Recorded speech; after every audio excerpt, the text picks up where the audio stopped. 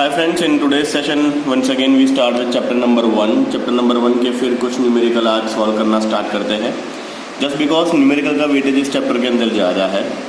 So will solve little bit various kinds of numerical in this session. Initially we start the limiting reagent. Fine. So limiting reagent के लिए first statement number 9 जो है वो हम discussion start कर रहे हैं. सो लिमिटिंग रिएजेंट का ये क्वेश्चन है. इसमें एक और नई चीज़ आज हम डिस्कस करते हैं.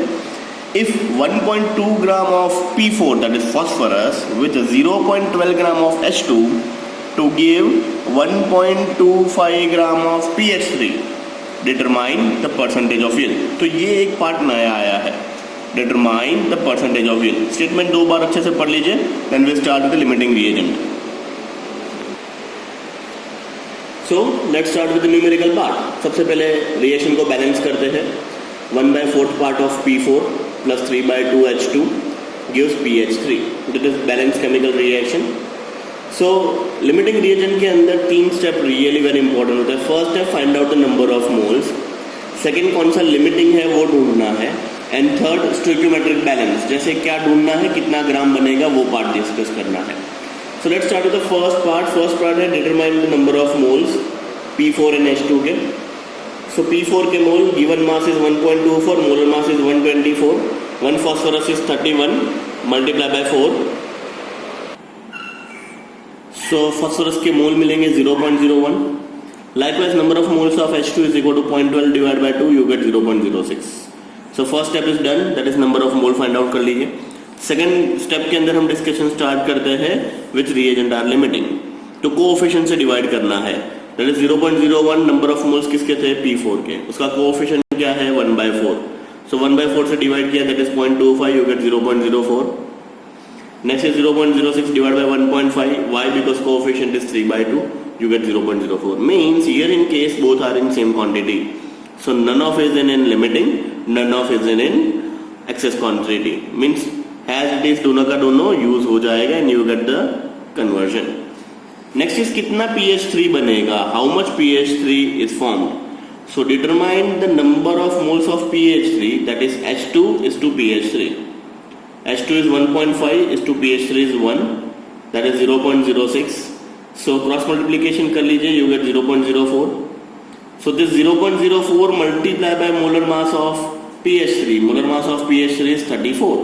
So that is 0.04 multiplied by 34 is equal to 136. Means according to given data अगर हम देखेंगे तो PH3 कितना फॉर्म हो रहा है? 1.36 ग्राम हो रहा है. बट जो अगर आप स्टेटमेंट देखोगे तो स्टेटमेंट में PH3 की वैल्यू दी हुई है. How much PH3 is form? PH3 is 1.25 gram is form. So this is theoretical 1.25. But practically जो गिवन डेटा है उसके अकॉर्डिंगली क्या मिल रहा है? इन दोनों का रेशियो लीजिए, मल्टीप्लाई बाय 100 कीजिए, you get percentage of yield. So next formula discuss करते हैं परसेंटेज ऑफ यील्ड का. So percentage of yield is equal to actual yield divide by theoretical yield multiply by 100. Actual yield जो आपको given the होगी that is 1.25. कितना आ रहा है? तो दैट इज 1.36 मल्टीप्लाई बाय 100 कर लीजिए. 100 क्यों किया? क्योंकि परसेंटेज यील्ड है इसलिए 91.9, अप्रोक्सीमेटली 92% ऑफ यील्ड आपको मिलेगा. सो ये एक और छोटा सा एडिशन हो गया लिमिटिंग रिएजेंट के अंदर. फिर से एक बार लिमिटिंग रिएजेंट अच्छे से आज हमने डिस्कस कर लिया है. आगे भी बहुत सारे न्यूमेरिकल देखे थे तो आप लिमिटिंग रिएजेंट फिर से एक बार डिस्कस कीजिएगा. एक और सम नेक्स्ट हम सॉल्व करने वाले हैं लिमिटिंग रिएजेंट का. So one more numerical, that is numerical number 8. Once again in limiting reagent, the reaction of 4.25 gram of chlorine with 2.20 gram of phosphorus produced 4.28 gram of PCl5. What is the percentage of yield? Once again यहाँ पे भी percentage of yield ढूंढना है. आपको actual दिया हुआ है 4.28 gram of PCl5. अब हम प्रैक्टिकली देखते हैं कितना आ रहा है. वंस अगेन स्टेटमेंट दो बार पढ़ लीजिए, then we start the numerical.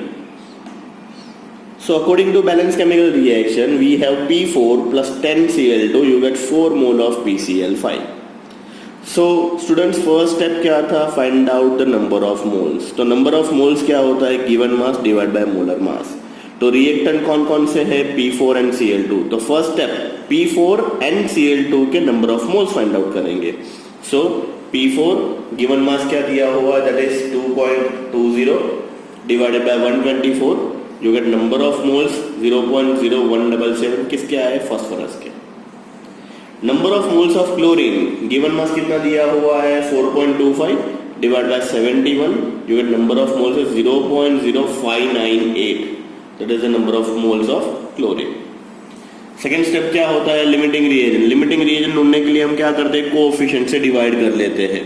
So P4 का कोएफिशिएंट क्या है 1, सो P4 के जितने मोल है डिवाइड बाय 1 करोगे, एज इट इज रहने वाला है, कोई फर्क नहीं आएगा। बट Cl2 का कोएफिशिएंट क्या है 10, so that is 0.0598 divide by 10, it's become 0.00598। सी यहाँ पे देखिए Cl2 के मोल जो है बहुत ही कम मात्रा में है as compare to P4, that's why Cl2 is in limiting. So compare कीजिए, लिमिटिंग रिएजेंट कैसे ढूंढा हमने, तो P4 के मोल आए डिवाइड बाय उसके कोएफिशिएंट किया तो उसके रिजल्ट मिले यहाँ पे। Cl2 के नंबर ऑफ मोल ढूंढे डिवाइड बाय उसके कोएफिशिएंट किया तो मुझे यहाँ पे रिजल्ट मिला। इन दोनों को कंपेयर कीजिए, this is really very smaller as compare to this, due to this Cl2 is in limiting. Next step proportionate, जो लिमिटिंग होता है उसी के प्रोपोर्शनल पे PCl5 बनेगा। सो मेरे पास Cl2 is to PCl5, Cl2 कितना है तो 10 मोल, तो कितना मोल PCl5 बनेगा 4 मोल, तो गिवन मोल कितने हैं 0.0598 gives how much, cross multiplication simple. So 10 mole gives 4 mole, 0.059 gives how much, cross multiplication, you get this many number moles of PCl5। अब ग्राम ढूंढना है, अमाउंट कितना मिलेगा तो PCl5 नंबर ऑफ मोल मिल गया, multiply by molar mass is 208, you get 4.98। सो 4.98 मिल गया। Theoretical आपको दिया हुआ है 4.28, स्टेटमेंट में दिया हुआ है 4.98 आ रहा है। So percentage of yield is equal to actual yield divided by theoretical yield multiply by 100। 4.28 in given data, 4.98 हमारा कैलकुलेशन से आ रहा है, मल्टीप्लाई बाय 100 क्यों किया, just because percentage of yield है इसीलिए। So what you get 85.9 means 86% of yield. So this is all about your limiting reagent. Hope you understand this limiting reagent. फिर से ये दो न्यूमेरिकल अच्छे से कर लीजिएगा, आगे के भी न्यूमेरिकल चेक कर लीजिएगा। और इसमें हमने एक और नया पहलू देखा है, that is percentage of yield, वो भी आप अच्छे से चेक कर लीजिएगा। अब हम जो न्यूमेरिकल करने वाले हैं that is mix numerical start करते हैं। मिक्स न्यूमेरिकल के का मतलब क्या होगा, एक ही स्टेटमेंट के अंदर से मोलारिटी भी ढूंढना है, मोलालिटी भी ढूंढना है, परसेंटेज वेट भी ढूंढना है एंड मोल फ्रैक्शन भी ढूंढना है, that is mix numerical start करते हैं।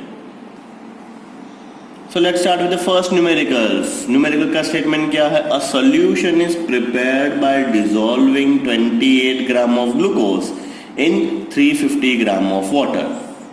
The final volume of the solution is 384 ml। For this solution calculate the following stuff.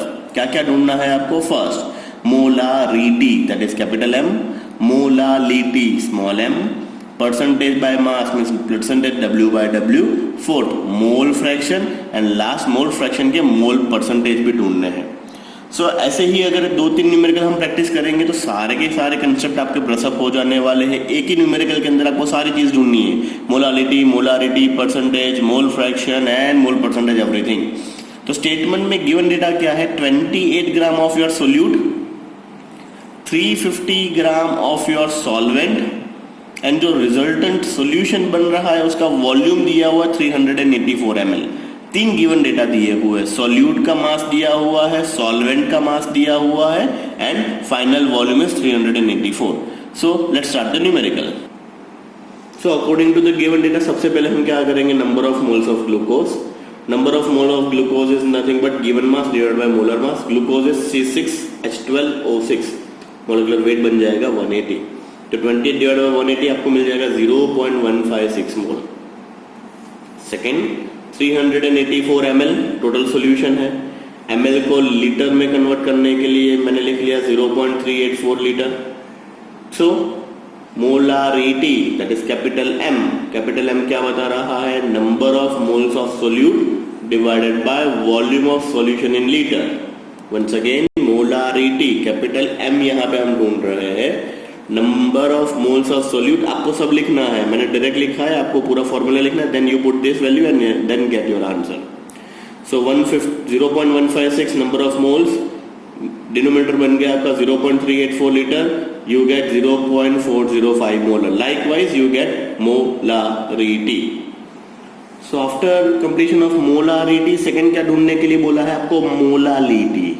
Molality का फॉर्मूला क्या है दोस्तों? Molality is nothing but number of moles of solute divided by mass of solvent in KG.